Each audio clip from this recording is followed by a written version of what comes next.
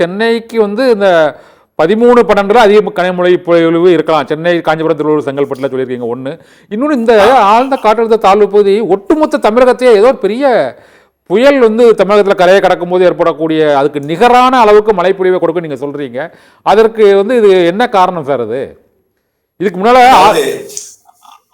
காற்றழுத்த தாழ்வு பகுதி ஒரு புயலோட தான் ஒரு கிட்டத்தட்ட ஒரு 15 மாவட்டங்கள் 16 மாவட்டங்களை வந்து இது வந்து அந்த சுற்றளவில் மழைப்பொழிவு இருக்கும்.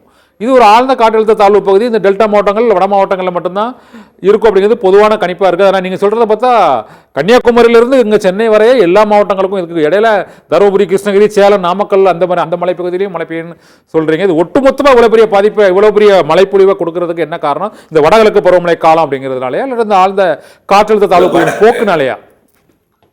வடகிழக்கு பருவமழை காலம் வந்தா தான் புயல்கள் நிகழ்வுகள்லாம் தமிழ்நாட்டுக்கு வரும். அது ஒண்ணு. அப்பதான் வடகிழக்கு பருவமழை காலத்துல தமிழ்நாட்டுக்கு வரும்.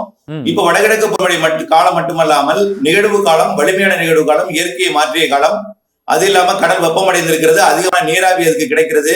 நீராவி காற்று பெரும்பாலும் நிலநடுக்கோட்டு நீராவி வந்து இதுல வந்து ஏறுகிறது. நிறைய காற்று குவிதலோட வந்து கொண்டிருக்கிறது. கரையை நெருங்கும் பொழுதுதான் நீரோட்டத்தை பிடிக்க போகிறது.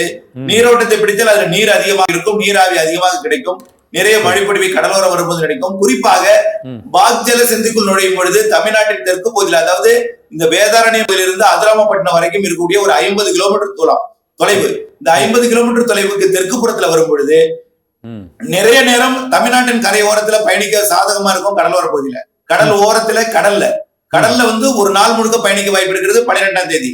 அதனால இந்த டெல்டா மாவட்டங்களுக்கு வடக்குப்புறம் நிறைய மழைப்பொழிவு கொடுக்கவும், வடகடலோரத்திற்கும் நீராவியை எற்றி பிடித்து ஊதி அங்கே மழைப்பொழிவை ஏற்படுத்தவும் வாய்ப்பு இருக்கு.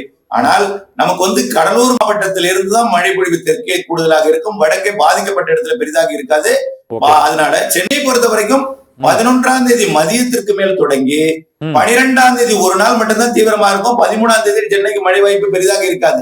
13ஆம் தேதி மழை எல்லாமே டெல்டாவிற்கும் தென் மாவட்டங்களுக்கும் மேற்கு தொடர்ச்சி மலை மாவட்டங்களுக்கு மட்டும்தான் 13ஆம் தேதி. சென்னையை பொறுத்த வரைக்கும் ஒரு ஒன்றரை நாள் சென்னைக்கு 11ஆம் தேதி 12ஆம் தேதி 13ஆம் தேதி 14ஆம் தேதி டெல்டாவிற்கும் தென் மாவட்டங்களுக்கும் மேற்கு தொடர்ச்சி மலை மாவட்டங்களுக்கும் ஒட்டுமொத்த உள் மாவட்டங்கள் கர்நாடக எல்லையோரம் மைசூர் வரைக்குமே, நீலகிரி மைசூர் வரைக்கும், அப்படியே உடுப்பி வரைக்கும் கூட இந்த மழை பொழிவை கொடுக்கும். Okay sir.